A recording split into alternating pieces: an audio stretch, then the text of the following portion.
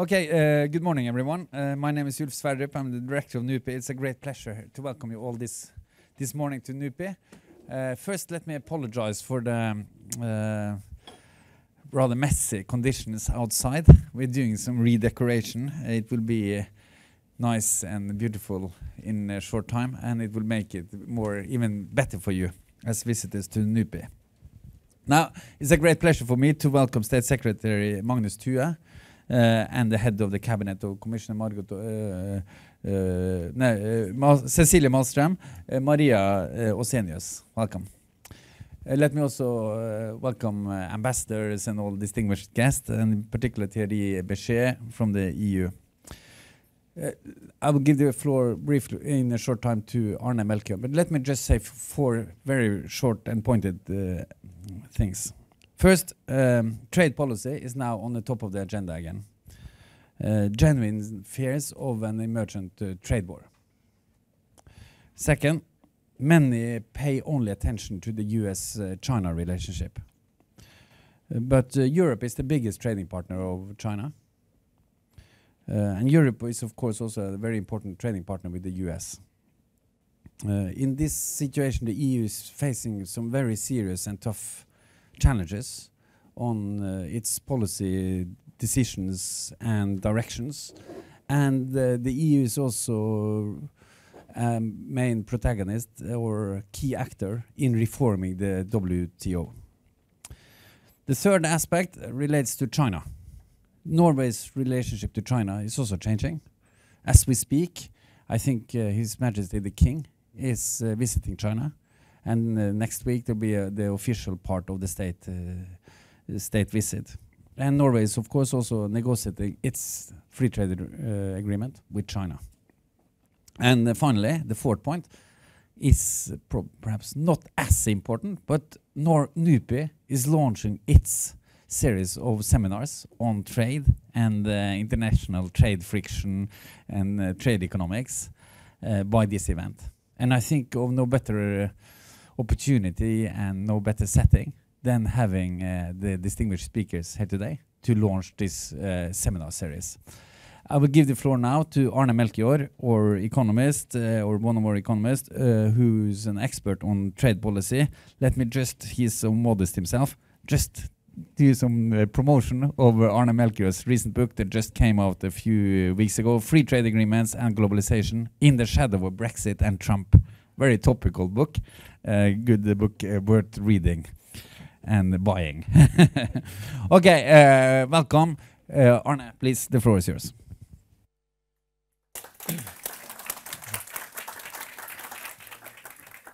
Okay, thank you very much. So I'm Arne Melchior, and coordinating the Center for International Economics and Trade at NUPI.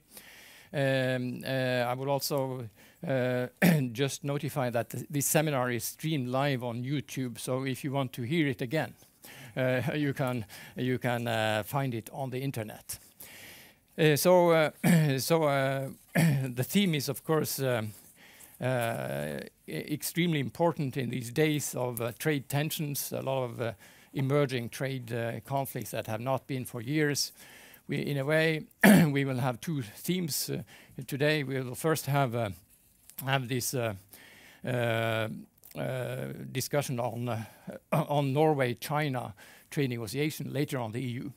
This seminar, as Ulf said, is the first in a series of seminars on issues related to the trade frictions or trade war, to use a more tabloid expression, in 2018, and this series will go on this and next year. Another event planned so far is that 22nd November we'll have a seminar on state-owned enterprises in the world economy, which is also one of the key themes pertinent and discussed in the context of China. So Przemek Kowalski from Case Warsaw will be the speaker. He's worked for OECD on these issues.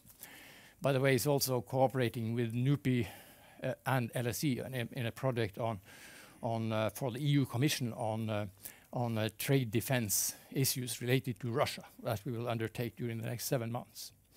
So we'll have other plans in the making, and we will put them on the website. We will aim to go behind the headlines.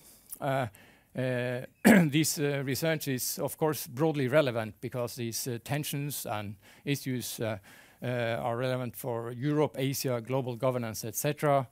And, and we will post more info on the website of NUPI shortly. So, as I said, two themes will be covered. The Norway-China trade negotiations, as you know, have been resumed after a pause after 2010. So this agreement is interesting in many ways. First, of course, it's crucial for the Norway-China economic relationship itself. So this is important to promote the economic ties and the economic cooperation. Second, it's very important that all trade agreements are not happening in isolation. So, so this agreement could be interesting in the context of Norway, EFTA, and actually also globally. So sometimes EFTA or Norway could just take the last agreement with some other country and put it on the table, and other parties would accept it.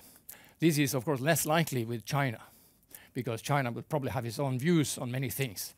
But some time has elapsed since 2010, so the question is, what do you do now in the new situation? So what you said about state-owned enterprises in 2010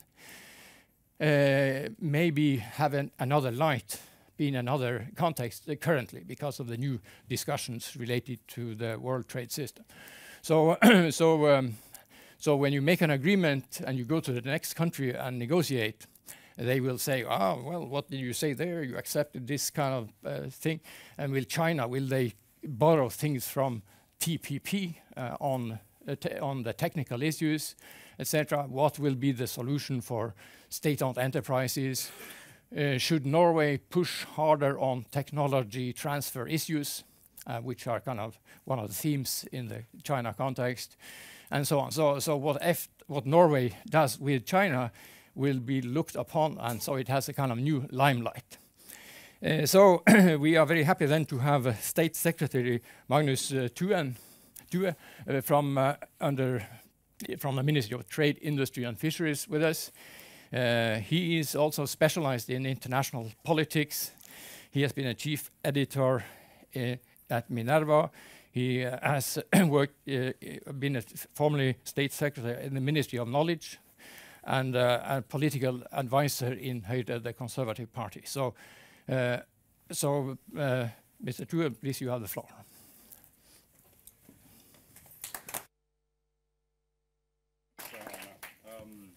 Ministry Orwellian when you say it in English.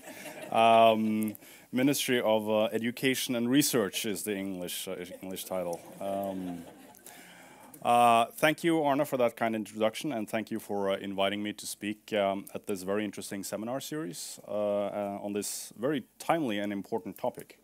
I very much look forward to listening to my distinguished fellow speaker, Ms. Alsenius, on EU-China relations and trade climate, and the trade climate we're currently facing. Unfortunately, I will have to leave early in order to, so I will have to leave early. So I'll keep this as brief as possible so that I can listen to Ms. Alsenius. Expanding bilateral relations with China has been a priority for this government. The process of negotiating an FTA with China began 10 years ago, the year of the financial crisis, and in many respects a very different political, economic and trading environment than what we see today. After a rather long break, the process resumed last year, and we have so far met our Chinese counterparts 4 times. An FTA with China will bring great benefits to Norwegian businesses. The potential of the Chinese market with its growing middle class is obviously enormous. This is true for almost all sectors of the Norwegian economy, ranging from oil and gas, machinery, and equipment for the offshore industry, environmental technologies, to fish and seafood. China is, of course, Norway's most important market in Asia, and it will become more important as time goes on. Moreover, Norway's economy is in many respects complementary to China's. with our raw materials and technology being used as input in Chinese production and thereby forming part of the global value chain. Trade with China has contributed to increased growth and purchasing power in Norway, as we import mostly consumer goods for around $5 billion a year. Chinese investments in Norway are also playing a part in creating jobs and growth here in Norway. We are making steady progress in negotiations, and although we face tough negotiators, both parties have a shared aim to conclude an ambitious and modern free trade agreement. Our negotiations cover traditional areas such as market access for goods, services, investments, and intellectual property rights, but also newer topics such as competition, e-commerce, trade, and sustainable development. Although there has been 12 rounds of negotiations in total since 2008, we are in many areas still in the early stages of negotiations. China and Norway has agreed to start afresh in areas where there have been significant developments in our respective trade policies since 2008. And it's our goal to conclude a high-quality agreement that will provide predictability and a good framework for trade in the decades to come.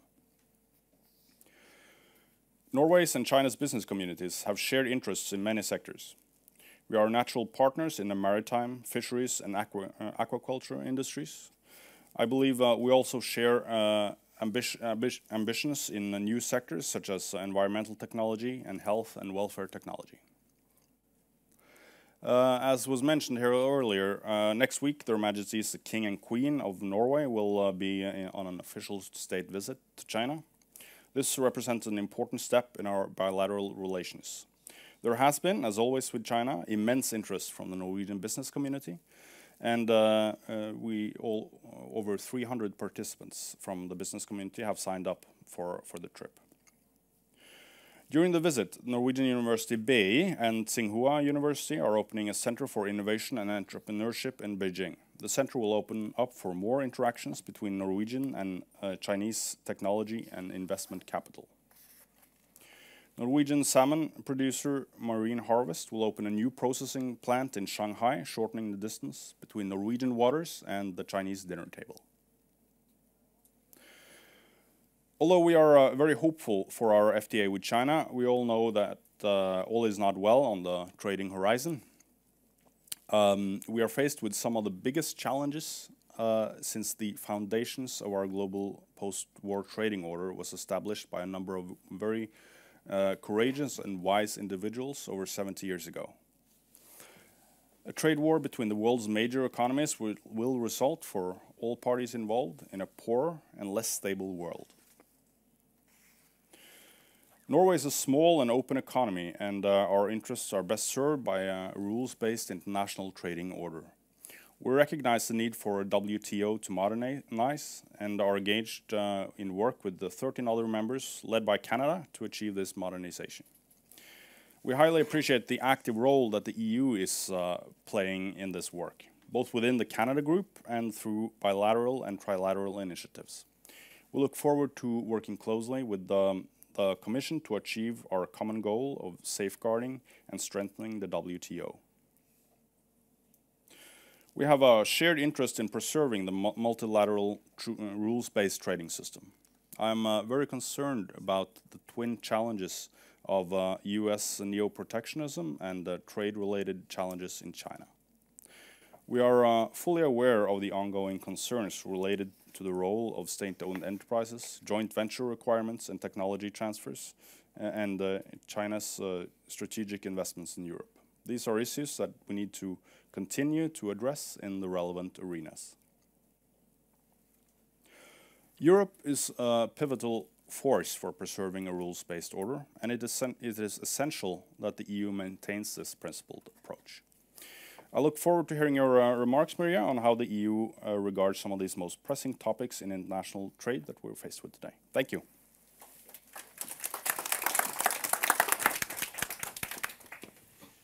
So, since you have to leave early, I will also give a free copy of this Christmas gift of the year for the ministry. Thank you very much for coming. Yes. And the staff from the Ministry of Industry and the Ministry of Foreign Affairs will be here in the seminar. So if there are questions about Norway-China relations, it's possible to have that in the Q&A session towards the end.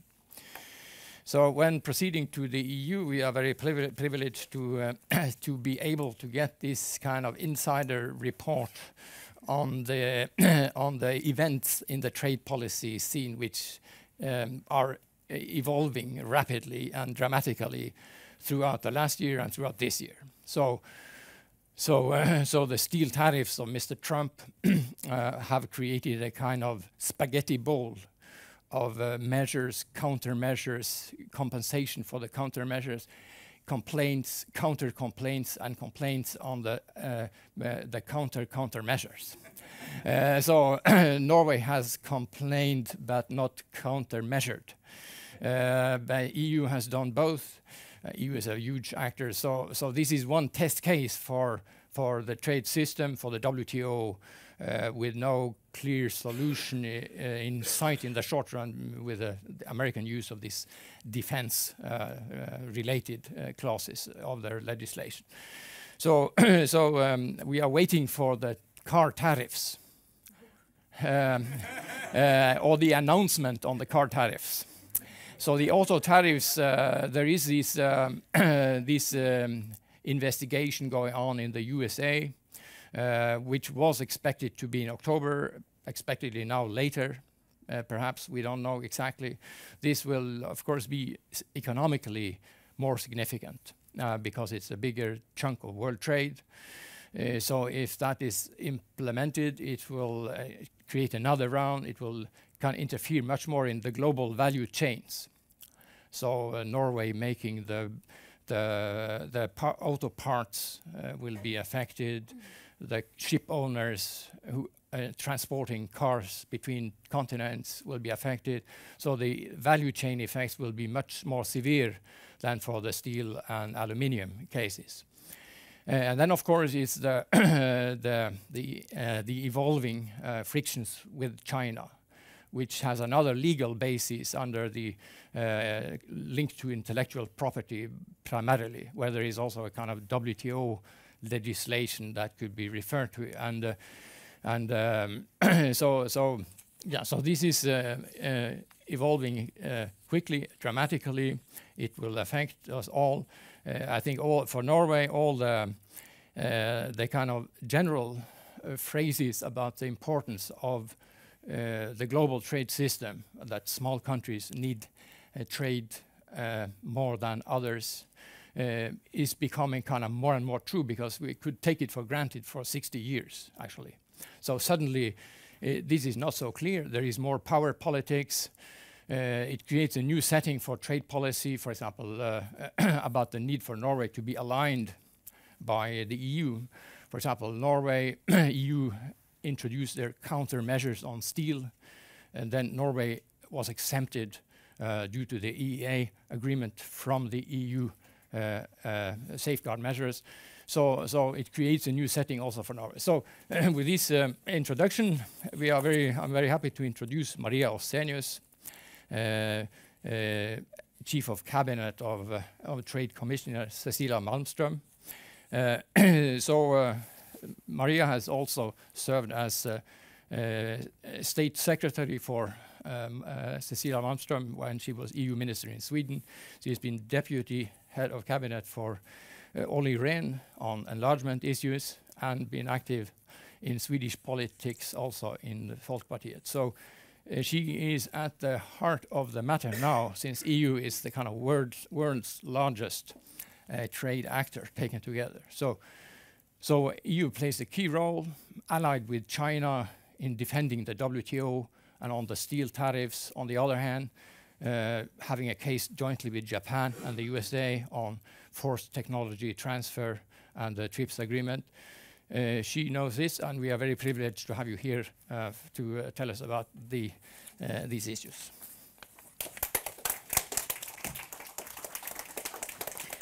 Thank you, Arne. Yeah, there is so much to talk about. I may not, well, we can come back to possible car tariffs in the Q&A maybe, but let me try to focus now on China, EU relations with China, and of course not possible to talk about this without also talking about the US. But what we have witnessed over the past 30 years is a peaceful rise of China. After the Civil War and the infamous Cultural Revolution that killed millions of people, China is back on the world stage, claiming a place that is commensurate with its weight and size. And this naturally upsets the existing world order and creates a lot of tensions. And what we are observing today is a confrontation between China and US for influence and dominance in the world. And as opposed to previous time in history, China competes for a more prominent place through economic means, through trade, through its financial capacity to lend money and build infrastructure and acquire assets. And this concept, peaceful rise, it dates back from around 2006 under Hu Jintao, trying to reassure others, notably the US, that China would not pursue dominance through military means. But it's true that China has been regarded with suspicion also from the previous US administration. It was under Obama that the US adopted the strategy Pivot to Asia, a policy to reinforce US presence in Asia and counter China's increasing influence. And the pivot to Asia included diplomatic activity, support to ASEAN integration, a more active APEC summits, a stronger US presence, diplomatic presence throughout the region. And on the military side, the US reinforced its presence as well with the new bases in Darwin, Australia, and with an air missile defense system in South Korea. And on the economic side, the focus today, US joined the TPP, the Trans-Pacific Partnership, with the objective of tightening relations along the Asia-Pacific, more trade, more regulatory and technical cooperation, isolating China. And the EU, we responded to China's increasing influence by accelerating our own trade negotiations in Asia. We concluded an agreement with South Korea, we launched negotiations with Japan and with many other ASEAN countries. We had a partnership agreement with Australia and New Zealand. And with the US we negotiated TTIP. TTIP was labeled by Hillary Clinton as the economic NATO. In the EU we never quite liked this description, but it actually shows to what extent the US saw both TPP and TTIP as tools to isolate China from the world trade. And just a few years ago, in 2016, this all seemed to fall in place. TPP was concluded, TTIP made good progress, and China was excluded from these agreements and also from TISA, the Trade-in Services Agreement, the plurilateral agreement that was negotiated in Geneva. China reacted by launching a new policy, OBOR, nowadays called the Belt and Road Initiative. China also struck back by launching its own regional development bank, the Asia Infrastructure Investment Bank. Initially, the EU and the US had decided to boycott this bank, but the discipline soon deteriorated on the EU side when UK decided to join, and then very soon other EU member states as well. I think to date that the US haven't quite forgiven us for this betrayal. Anyway, this pivot to Asia blew up with the arrival of Trump in the White House. He withdrew from the TPP, as you know. He created tension with traditional allies like Japan and South Korea, and instead started to hug Kim Jong-un and Putin, changing US foreign policy dramatically. And TTIP ended up in the freezer. And first the Chinese were delighted, and they rushed to Washington, or rather to Mar-a-Lago in Florida, to start dealing with Trump. But this honeymoon did not last long. Trump went back to direct economic confrontations with China, imposing the tariffs on steel and aluminium, and also then tariffs on goods worth more than $200 billion. Yeah, you know all this, but I want to set it all in the context. Because, of course, now this trade war dominates the headlines, but there are actually other movements that may be more important in the longer term. that the US is doing. Number one, it is blocking Chinese investments in the US through different measures, through CFIUS, but also through a new investment screening instrument they have called FIRMA. And as a consequence, now Chinese investments to the US have gone down to almost zero. The US also have bans on exports to China of some high-tech products like microprocessors. And you may have noticed that the Chinese telecom manufacturer ZTE was close to bankruptcy when a high-level démarche made Trump all of a sudden change his mind. There are also restrictions on visas for Chinese citizens, for students and scientists working in American universities and research centers. And this policy will probably have a long-term impact on China's ability to bring science and technology back to China.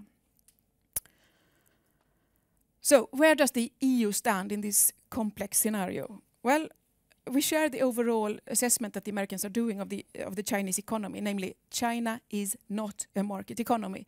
And the Commission published a report, a pretty detailed report last year, it's on our website, where we explain why this is, this analysis in clear words.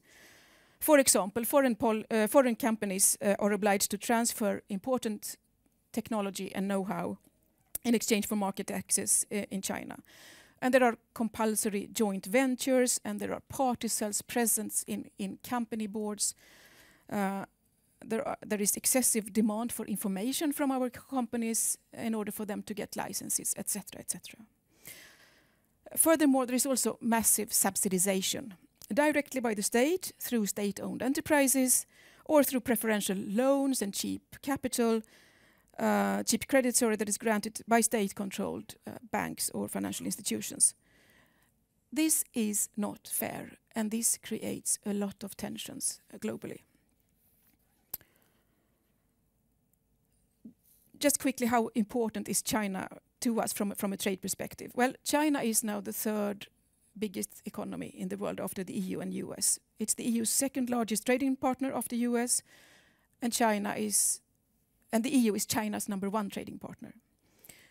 China received last year 11% of the EU's exports in goods, making us the second largest partner behind the US. And on imports, China was the largest partner for us with a share of 20% in front of the US. Last year, just one more figure, last year the EU trade deficit with China in goods reached 176 billion euros.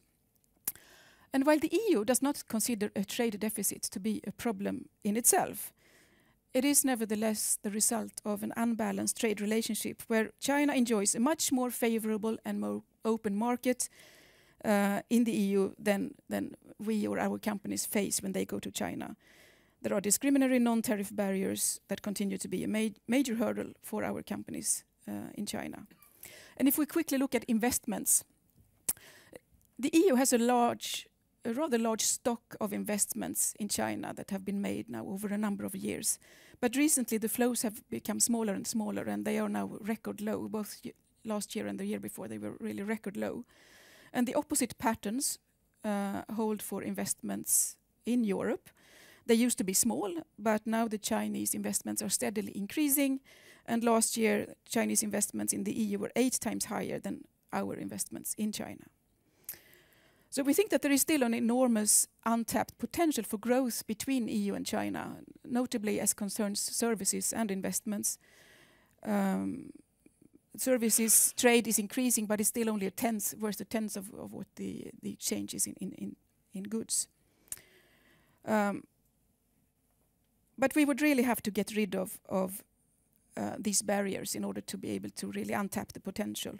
And here we have a key instrument at hand, and that is the negotiations that are undergoing on a comprehensive investment agreement between the EU and China. We have been negotiating since 2013, and the idea is that this agreement should deliver a broad market access and also state-of-the-art protection for investors on both sides. And what we want to achieve is, number one, a level playing field among Chinese and foreign companies operating in China. 2, less of an obligation to operate through joint ventures. Number 3, transparent and predictable rules especially in sectors that are today heavily regulated, like telecoms, postal services, financial services, and transport. And number 4, rules for state-owned enterprises or better disciplines. In Europe, of course, we also have companies that are owned by the state or wholly or partially or by municipalities or regions. But except for a few sectors, a majority of these companies operate in a fair and competitive environment. They make commercial decisions on their own. And what we would want China to do is to do the same, reduce the presence of SOEs where there is no national security reason, like for example in the automotive industry, in steel, chemicals, etc. Let the SOEs operate on according to commercial criteria. So I think it's pretty clear what the benefits for the EU would be getting this comprehensive investment agreement in place. But what's in it for China? Why should they engage? The EU is already a very open, rules-based, predictable market. Well, there are 3 reasons that we can see. And number 1 is that the attractiveness of China as a destination for foreign investment has declined in recent years. Foreign companies are reluctant to enter a market where they are forced to transfer technology and where the climate is getting increasingly hostile and discriminatory for both business people and their family, who also complain about pollution and censorship on the internet. So an investment agreement would open new opportunities, level the playing field, and provide long-term security. And number 2, in this current climate of severe tensions between the US and China, I think it's important for the Chinese to show that there are partners like the EU with whom they can engage. And I think this is why, after years of pretty slow-moving negotiations, we now see an acceleration and a first exchange of offers happening this July this year. Thirdly, even if it's true that the EU is a very open market, it cannot be taken for granted. I think in the last 2 years there's been a growing concern within the EU about China's acquisition spree. I think the drop that flooded the glass was when China wanted to acquire the German robotic company KUKA. But this came after a number of iconic acquisitions of both infrastructure and high-tech in the European Union. Like, for example, the acquisition of the big port terminal Piraeus in Greece, or the acquisition of the electricity network in Portugal. It is, of course, true that many welcome Chinese investments, like, for example, Geely's acquisition of Volvo. In my hometown, Gothenburg, they are delighted. But others do see a threat. And there is a problem also of free and fair competition. Take, for example, Syngenta as an example. It's a Swiss company, high-tech in the agribusiness. It produces high-tech seeds and chemicals and state-of-the-art biotechnology and genomics. Both European and American companies were interested in buying Syngenta a while ago. And according to the press, Monsanto offered to buy it for $40 billion, but this was rejected by the company's board.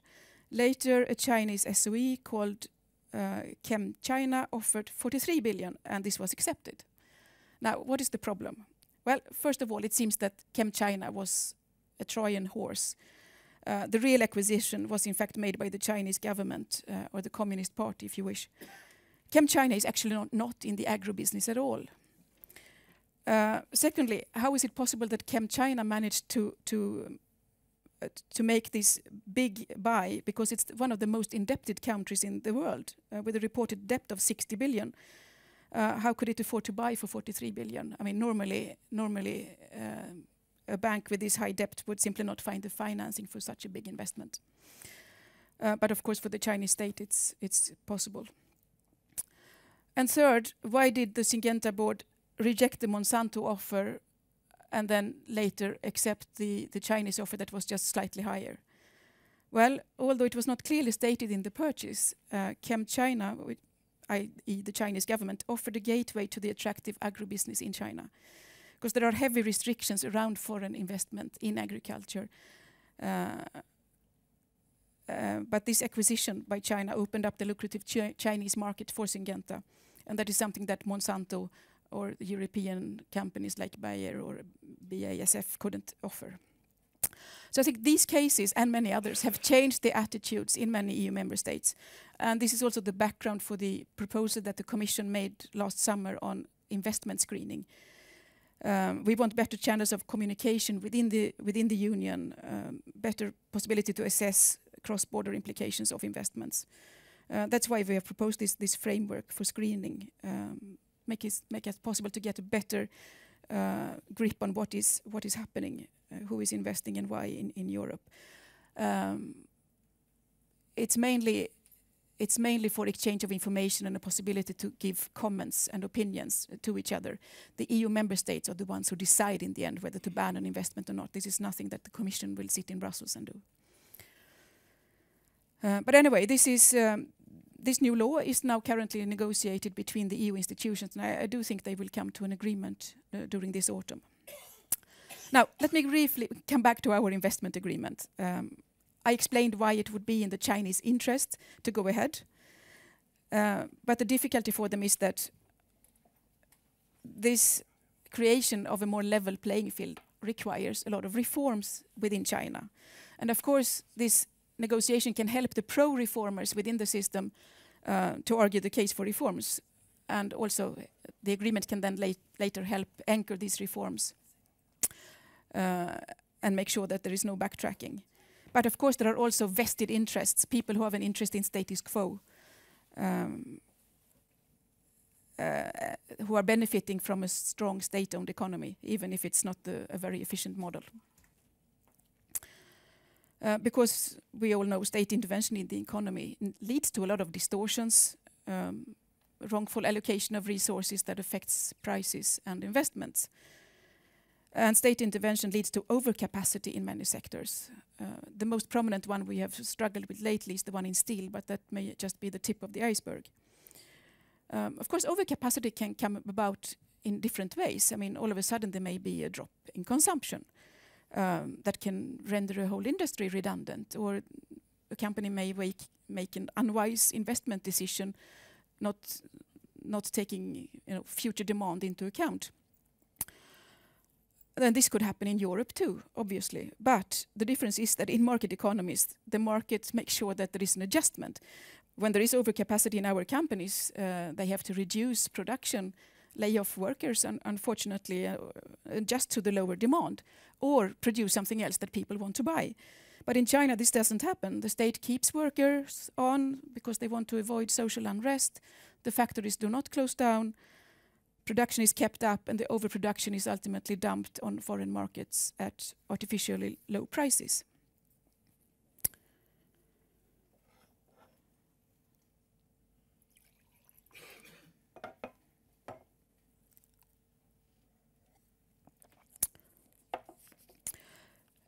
A few years ago, in 2013, China announced substantial reforms. They said they would give the market a more decisive role. We, of course, welcome this, but we have since then seen little progress. In fact, we have actually seen the opposite. It made world headlines last year, saw President Xi in Davos talking about open markets and globalization. But again, I think our assessment over the last year is that China is not aiming for a market-driven economy, the way we understand it at least.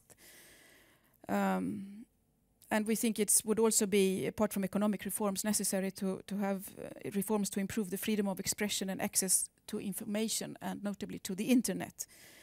There are recent new laws on cybersecurity and on restrictions on access to the internet. That is bad for business because they need to be able to communicate and also protect their confidential communications. But of course, it also affects the wider public in China. So it's really important not just to talk about reforms, but to walk the walk. And we really have a number of concerns. I think it is interesting to see what the European Chamber of Commerce says. It's because it's difficult for individual companies who are established in China to criticize the host country. There may be repercussions. But once a year, the European Chamber of Commerce makes a survey, and the result is anonymized. And I think it's interesting to see what they say, because they do report that they feel less welcome now, they feel more discriminated against. There are more hurdles, more barriers, more difficult access.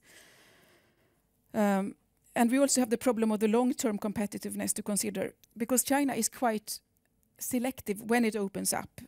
It wants to boast its own domestic industry and develop champions, global champions. So we have the problem of the heavy industrial subsidization and the technology, forced technology transfers, and then also the shopping spree that I have been mentioning. So all these, even if, of course, we have many companies who are making beautiful profits in China, there is plenty of opportunities, but there are still a plethora of irritants that do cloud our relationship. And it also has repercussions for the global economy. Because today, as I think Arne was alluding to, the multilateral trading system is facing its most severe crisis since the end of the Second World War. These Chinese distortions that create American countermeasures and in turn Chinese countermeasures do create a lot of uncertainty and tension. So we have, although I mean we share the Americans' assessment of the Chinese economy and the unfairness, the lack of fair play, but we do not support the American application of tariffs or other unilateral measures that are in breach of WTO commitments. So the EU is therefore not taking sides here. We stand up for EU interest and for defending the multilateral global trading system, because it has underwritten prosperity for decades and it's really worth saving. But China really is in a unique position here. It can help alleviate tensions if it wants to. It can help find constructive solutions. And of course, market reforms, if they really happen, would really be helpful. But we need to see it translated into concrete action. We think that the only way through this crisis is to modernize the WTO. And it's interesting, we have a working group, EU, US, Japan, that works on modernization, but we also have a working group set up last July with EU, China. And of course, we have to work with other like-minded countries like Norway, which is really always had a very helpful and high profile in WTO matters, and the wider membership. But all this is really important. If we can make progress here, and I think the next 2 months will be really determinant on which way the global economy will go. If we get this right, we can again maybe have more stability and prosperity. But if we get this wrong, we could face a serious global recession, and I'd maybe rather not dwell so much on that scenario. But thank you very much.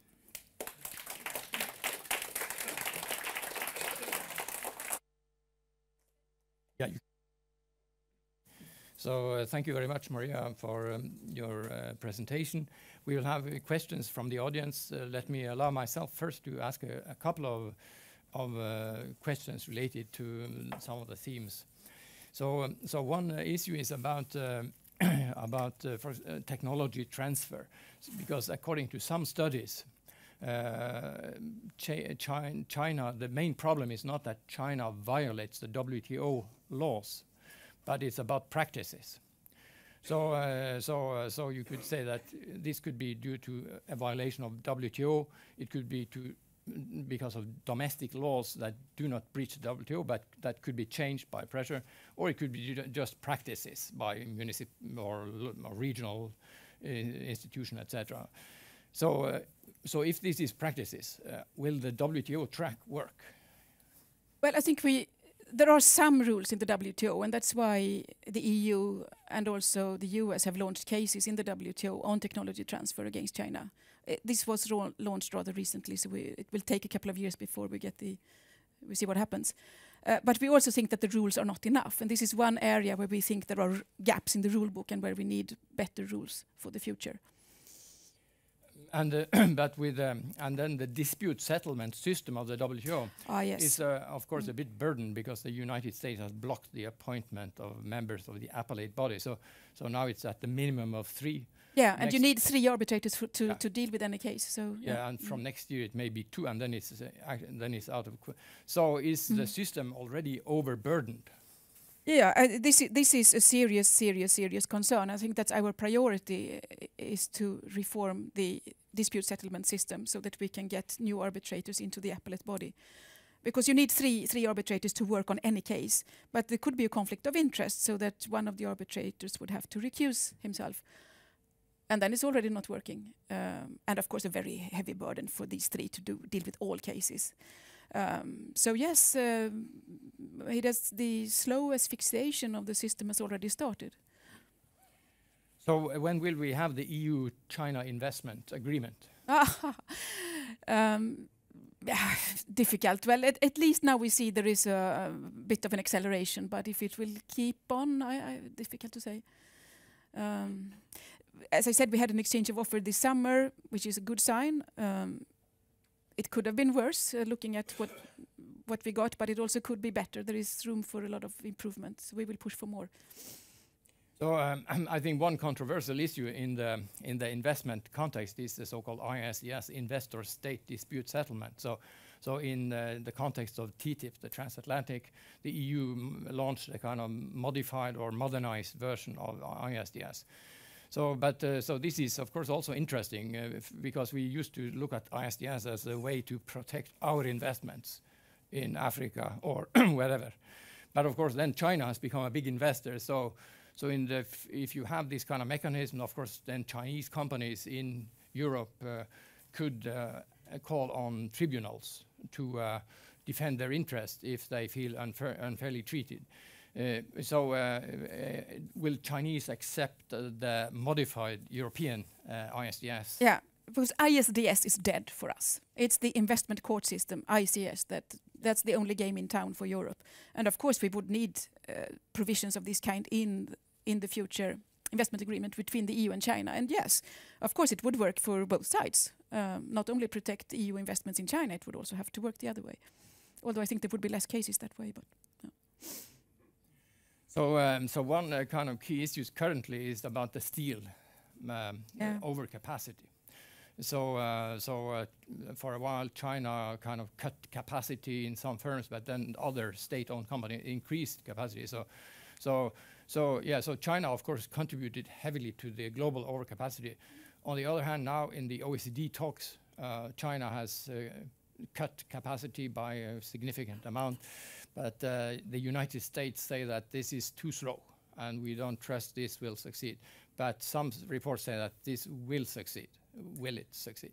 Well, I think that we have what we call a steel forum that was created to put pressure on China to reform the steel sector and cut overcapacity. It worked rather well during last year, but it is important that all major players come to meetings and keep the pressure up. If the US, for example, doesn't come to one of the meetings of the Steel Forum, the Chinese will think that the pressure is off. So that's important to keep the pressure up. We haven't always been lucky with attendance from the US side. Do you think the auto tariff is just a bargaining threat, or will it come? I think actually the main use of this tool is as a threat, and I think that is one reason we haven't seen it happening yet. I don't think we will see it before the midterm elections, and I think there's a deadline in February, but even that deadline can be ignored without any sanctions on the US side. So it's very possible that the Commerce Department already have done the study, but they are sitting on it because I think that they find it is useful as a threat. So then let's have some questions from the audience, and please state your names and affiliation. Ulf Sverdrup, we know who you are, so you have the first. Thank you so much. Thank you so much for a very interesting introduction. I have two comments. You said towards the end that the next months will be decisive somehow for the direction, and then you said you didn't want to speculate on what would be the consequences, and that's fair. But could you say a few things about what are the kind of key events, decisions that are going to be made during the next months that we should be following in particular? So that's the first, just brief thing. The second point relates to this EU regulation on in the screening of investments. As I understand, the legal basis for this act is the EU commercial policy and union security concerns. Now, Norway is not member of the EU, obviously, and so the commercial policy of the EU is not part of the EEA agreement, and union security is part of the treaties where Norway is not a member of. But, of course, the screening regulations would have implications, as I see it, for the functioning of the internal market. So the question is, to what extent do you think that the investment screening mechanisms should be applicable to the whole of the EEA area? Also interesting when you said the Syngenta case. That's a Swiss company. Right, so but it's also integrated fairly closely into the European single market. So I just want to hear your reflections on the relationship between the screening mechanism and the EU, EEA, and the single market. Thank you. Thank you. Well, I think what is very important during this autumn is to keep and build momentum for WTO reform, because if we don't, because that is the way we see to de-escalate and alleviate tensions. And otherwise, I mean, we risk having a further breakdown, which means more confrontation, right instead of might, instead of right, the law of the jungle. And also, I think a bigger recession, global, that could be global. No winners here, only losers. We will have to see what happens in the midterm elections in the US, to what extent that will change any policy. And when it comes to investment screening, I think it's mainly a tool for exchange of information and for us to better see patterns. I mean, I think it's, if you sit in one country and China buys support, maybe you don't care. But if you see that the Chinese buy ports in 15 countries, it maybe tells you something, and it's something that is good to be aware of. You may want to analyze whether this has an impact for your security. I don't see why we could not also have more exchange of information with Norway if there is an interest on your side. Because the decisions, as I said, the decisions will be taken by each member state. Should I block an investment or not? So it's mainly a tool for being a bit smarter, being more aware of what is happening, exchange information, being able to comment also and say, should you really go and allow that to happen? I mean, we can always ask each other those questions. There is a question. My name is Vincent Ball. I'm the vice chair for the Republicans abroad Norway here, and I have a question. Given the fact that WTO, they have made the rules that allow China to steal, and I'm using the president's term on this, to steal our technology. What would be the remedy as the EU sees it for us to get back to even on that, where they could not just take our technology? Just to make it simple. Yeah. Well, I think we were probably naive, many of us, when China joined the WTO 15 years ago or so. We thought that when China joined, it would gradually become more and more market-driven. But that has not happened. Yes, as we can see. But now we want to find solutions within the system without breaking the rules, as opposed to President Trump. And it is both about better enforcing the current rules, because China is not doing everything it promised to do. When they joined the WTO, they took on obligations to notify all the other members in the world about the subsidies they are having. They are not doing this. They promised that they would soon join the GPA, Government procurement. Government procurement agreement. They haven't done so. So those are some things. Then we have to fill the gaps in the rule book. We need better rules when it comes to counter the role of state-owned enterprises and the massive industrial subsidies, and also forced technology transfer, to take a few of the most important rules. And of course we have to fix the dispute settlement system, because rules are worthless if they can't be enforced afterwards. But we want to do this within the system in the way we have worked successfully for decades. For decades we have worked together with partners, and EU and US very much standing side by side and building things together in a very successful way. And that's of course what we would like to continue doing, instead of flouting the rules. Yeah. Okay. Would it be fair to say that would it be fair to say that the president actually has the solution to that, as unpopular and as gouty as it might be? Isn't it just direct confrontation? Because what you just said is going to take, what, decades. And that actually we would like to see a solution to that sooner rather than later. Well, I still can't defend measures that are breaching the WTO. So there we have a fundamental difference. Let me insert one question about the perceptions. So I'm struggling to get the perceptions right. So is because of this criticism of China. So is China basically a thief? We have lived with this perception of peace and prosperity, and China as a kind of participating at the WTO. So and if you look at China, I mean, when they joined the WTO, they cut their tariffs. Yes, they changed their patent laws. So according to many studies, they are mainly in conformity by the book, kind of standard international IPR rules. So then from this you could think that, okay, this is a transitional problem. So China is getting better, they will cope with it. But then you have this new perception that China, things got worse. And how did it get worse? Was it an old problem that we discover because China becomes so big? Or is it a problem that really got worse, that China kind of stole more? I think it is both of this. I mean, it didn't matter. When China was a small economy, it didn't matter that it didn't exactly align with what we call fair play.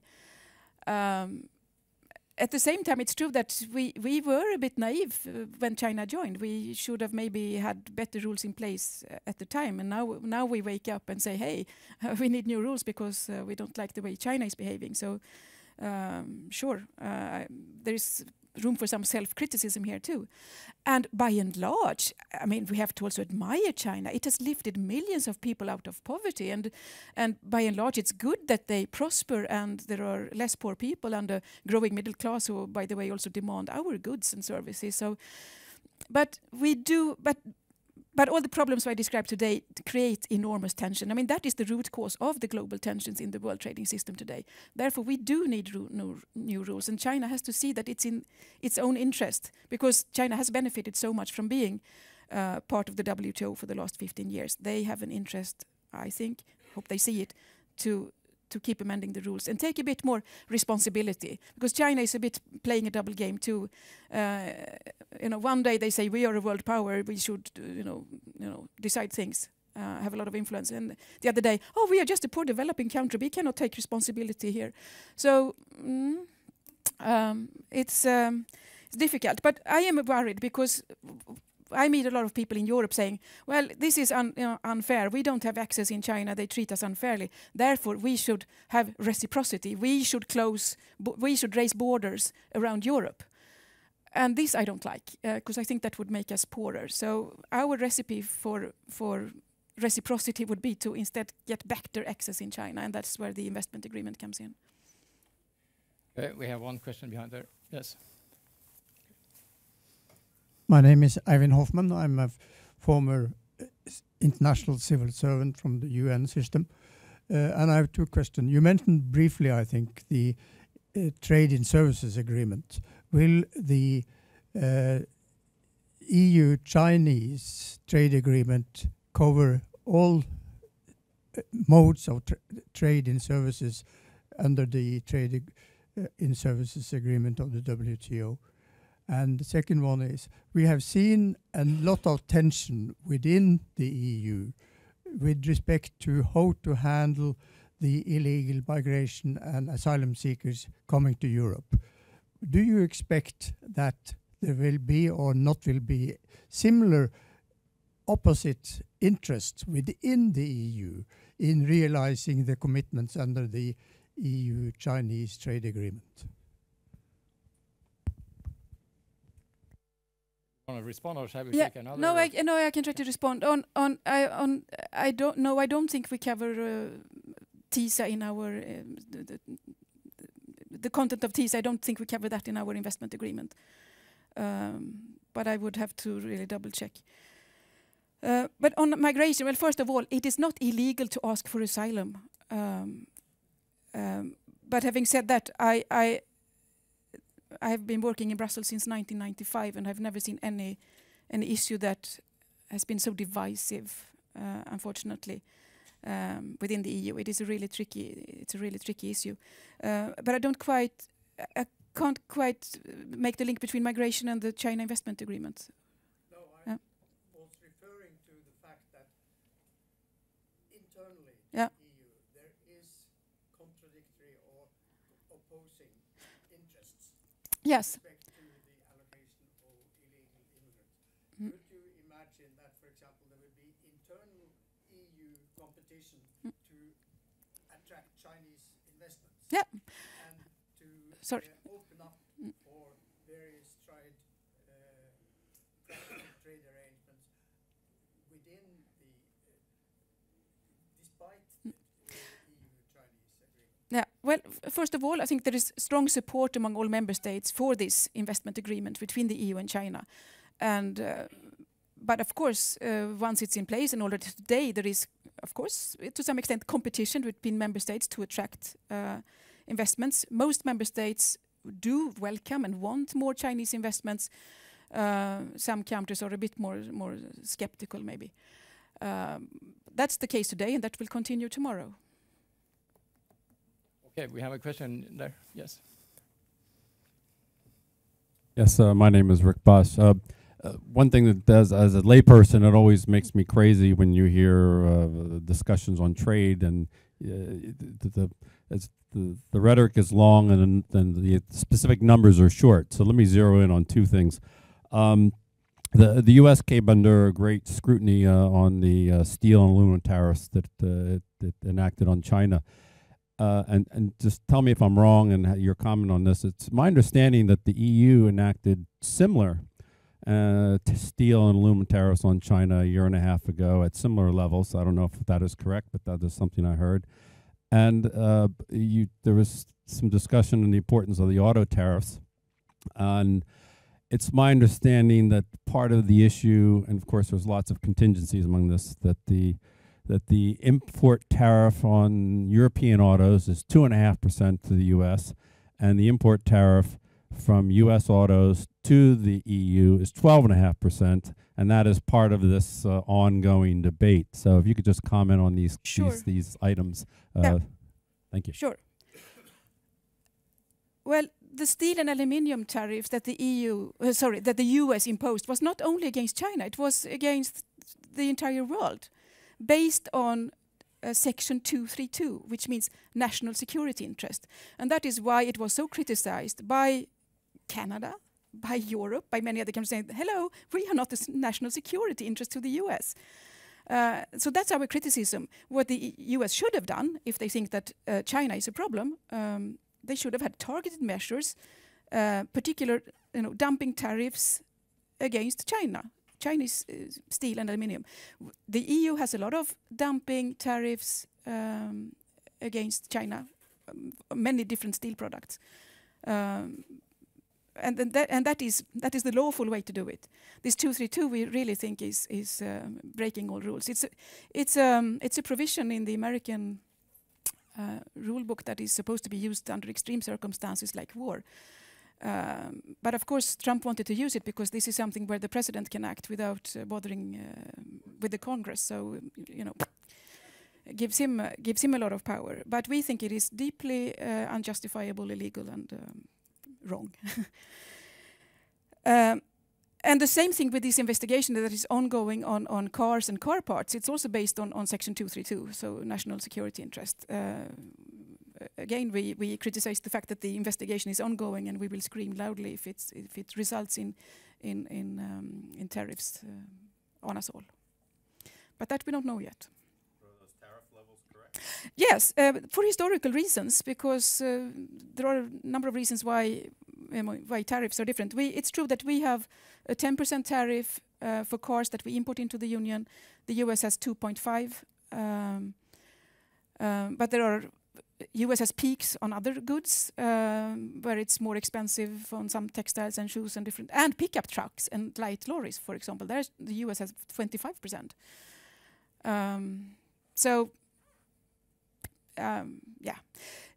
There was an interesting meeting in July when President Trump and President Juncker met, and they actually agreed on a joint statement. I think that was a good thing. It helped us de-escalate tensions a little bit. And in that statement, we agreed that we should be open to negotiate an agreement that takes away tariffs on industrial goods. But last minute, the US threw in non-auto. We should negotiate an industrial goods agreement, but not on the car sector, which to us is very surprising, because all this quarrel across the Atlantic started with Trump criticizing Germany for selling cars in an unfair way because of the tariff difference that you have spotted. So this is all surprising to us. Before we realized that the Americans probably don't think that Europeans would buy more American cars even if we took away our 10% tariff. They don't think they can win that competition, and they would be afraid of letting our pickup trucks into the American market. But this is speculation. I frankly don't know why all of a sudden that word popped into the joint statement last minute. History will tell. Yes, so a surprise there. Another question here. My name is Vilan Bond. I've got two questions. The one is to follow up on the gentleman's question. I think the EU bureaucrats like to hack on the US president for his rashness in behavior, and at the same time there seems to be results that follow from his behavior. So when the EU has been putting on these penalties on China, nothing happens and there's no movement in your trade negotiation. Trump comes in, he puts in these rash statements, and all of a sudden you get movement in your trade discussion. Will you not give him any credit? So that's question number one. Question number two is I think you brought up two examples. One was Volvo Cars, and the other was Syngenta. I think Volvo Cars is a very good example of how you're discriminating against the Chinese in favor of our allies, the U.S. Because when the U.S. Ford bought Volvo, they took the IP to the U.S. and never paid taxes on the IP developed in Sweden. Well, Genie has actually developed the company. So I think that shows that the Chinese are better owners than the U.S. companies, per se. When you look at Syngenta, Monsanto is not necessarily a company you want to take over Syngenta. They will monopolize it, and they'll already control the GMO market to a severe degree, and not everyone is that keen on GMO anyway. When you then look at the valuation of the Syngenta, without access to the Chinese market, obviously it has lower value than if it has access to the US market. So the 10% difference in price is quite explanatory. So those are my two comments. Thank you. Don't I give any credit to Trump's bullying methods? Is he not successful? Well, of course, he may think that it is what he has managed to squeeze out of South Korea or Mexico or Canada is successful. I think in many respects the new NAFTA is worse than the old one or the TPP that the US could have belonged to, but maybe that's a matter of taste. I mean, usually trade agreements, you agree them because you want to facilitate trade and you want to have more integration and specialization, and that way it creates more productivity and growth. What Trump seems to want is to smash value chains that have been built up and repatriate production to the US, even if it will lead to less efficiency in the economy and higher prices for consumers. But of course, it's a policy choice. if this is popular among the American voters, so be it. But I will not necessarily applaud it. On Volvo Cars, I have to say I'm a bit bad on the history of Ford, etc. But I do notice that in my old hometown, they are very happy about Geely and the way they are managing the company. And I've asked them, but haven't you heard there is this discussion about investment screening, and shouldn't you be worried that the Chinese come in and buy? And they say the Chinese have brought us the state-of-the-art technology. They are at the frontier. We wouldn't have made it without them. So in this case, they are really happy about the Chinese acquisition. I think you can hear these different stories. I know, Monsanto is not a company that is popular in Europe, but this is not about whether you like GMOs or not. It's but I do think it is a bit strange that this Chem China that doesn't even act in the agribusiness, heavily indebted, manages to buy the way they did. I think it's still an interesting example. We have a question there. First, yes. Thank you very much for the good presentation. Actually, I have just a short question. Can affect the violation of human rights in China on economic relations between EU, Norway, and US, and can compose sanctions on China, like Russia and Crimea, for example? Thank you.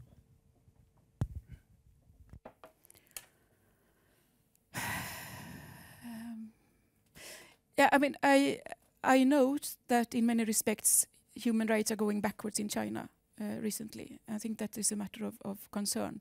I have to say that I have not heard about anybody proposing sanctions. It's more in the hands of Federica Mogherini, but no. So we have one question behind there, and then I have one. Hello, my name is Gyrid Osen. I come from Arena Centre for European Studies. Arne opened by describing the EU's double role towards China, the challenges presented by China in world trade, but also China as a potential ally for the EU in defending the WTO. You've talked a lot about China and the challenges with China. Could you say something about the potential in China as an ally in defending the WTO? Yeah. Well, as I said, there are several things we want to do when it comes to reforming the WTO. And when it comes to working with the Chinese, they are very much on our line when it comes to reforming the appellate body. No problem. When we want to talk about reforming industrial subsidies and technology transfer, they are less enthusiastic. And when we work with the Americans and the Japanese, we do very good work on the industrial subsidies and technology transfer, but not so much progress on the appellate body. So anyway, we do what we can now with different partners, but one day, of course, we hope to get all these issues on the table. But that's a bit the dynamic today.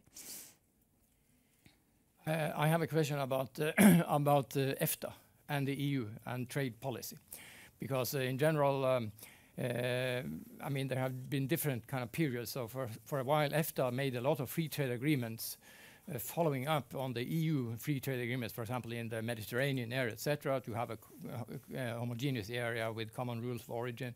And then EFTA became a bit more independent, made kind of new agreements that on their own initiative to a larger. Today, with the kind of trade frictions, Norway and EFTA, small countries, could kind of be more dependent on cooperation with the EU. I think Brexit is a kind of dark horse in the game because the Brits are part of 50 agreements. Will they just leave all of them, negotiate all their own? We don't know yet, but is there a kind of argument for closer cooperation in the third country politics within the EEA? It's a broad question. You don't have to give the final answer. No, I have. To be perfectly honest, I haven't given it much thought. But just very generally speaking, it makes sense to have. I mean, the more the merrier is our kind of basic line. I mean, I had very many visitors from Norway in my office at the time when we negotiated TTIP. Can Norway belong to TTIP? And we said, well, let's first get the agreement in place, and then we'll see if we can add Norway and Turkey and others. But generally speaking, we think it is a good idea. I mean, and this is because we are multilateralists at heart. Right now, the EU has the most ambitious negotiating agenda in the world, I think, with bilateral trading agreements with so many countries. But ideally, we should have multilateral rules that apply to practically everybody, and that would be it. So we'll see. I think we are approaching the end. You have earlier questioners have asked for a short follow-up there. Yes. Our friend Vincent. Yes. Okay, I was just really interested into how do you look at protection of intellectual value, intellectual property, with regards to what's going to happen with Google in China, and that yeah, I don't think anybody's happy about that. But how does the EU see that as opposed to how we are going to see it? I really don't think qualified to answer. Sorry. Okay, then a final follow-up there too. Yes. To what extent is Taiwan to be included or excluded from any agreement between China and the EU? Well, Commissioner Malmström, her goal is actually to have investment agreements negotiated also with Hong Kong and with Taiwan. But we are less advanced there. The next step should be to start. We have done some preparatory work. The next step would be to start an impact assessment, internal work to be done. So it's going a bit slowly. So unfortunately, I don't think we have time to really get this done during this commission, the mandate of this commission.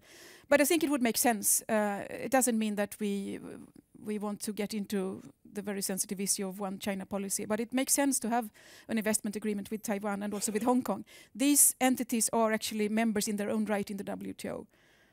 So we think that would make sense, but it's going a bit slowly, but I think we should do that. Okay, thank you very much. I would say that so we have touched upon many key issues.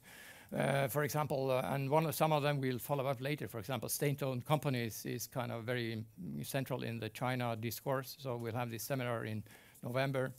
You touched upon another issue which is also mentioned in this Christmas gift book is about reciprocity. So that in the OECD you have kind of promoted unilateral liberalization of investment and services trade, especially.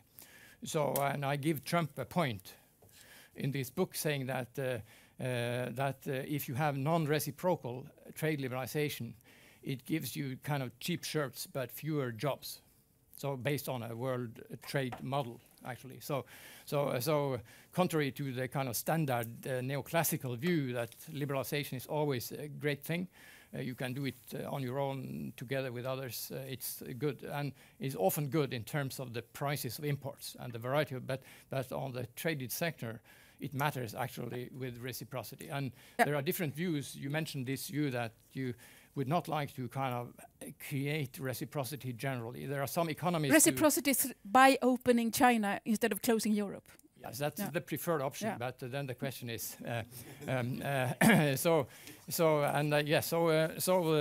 of course, also the message to Mr. Trump and to the EU is that that Asia, it kind of supports the business intuition. The analysis says that, which is that the markets in Asia are the key thing for future world growth. So market access in Asia is actually a key thing to. So the best thing is then to integrate with Asia, although that may be more complex because of the different institutions, etc. But that can actually be quite important economically and will create jobs as well as cheap shirts. Yeah, we expect 90% of the future growth to be outside Europe and most of it in Asia for the next 10-15 years. So we hope perhaps we can get back to the reciprocity issue, the investment issues. I think also on my part I would say that it's quite important that the discourse on China is based on facts, because there is a kind of a rumor element in the discourse. Suddenly everybody thinks that there are kind of tremendous problems all the way, and all this unfair bets. So it's very important that it's kind of fact-based all along. So what also we'll try to shed light more in later work and seminars on what are the real issues, and did China improve or not? Yeah. So that's quite important for the discourse. So those were my final. Do you want any final comment? Thank you. I think I've talked enough, probably. Then for your Christmas travel, reading, for yes. your Christmas and travel. Thank you very you, Anna. much. Thank you. Great. Thank you so much, all of you. Yes. And thank you to the organizers. Yeah.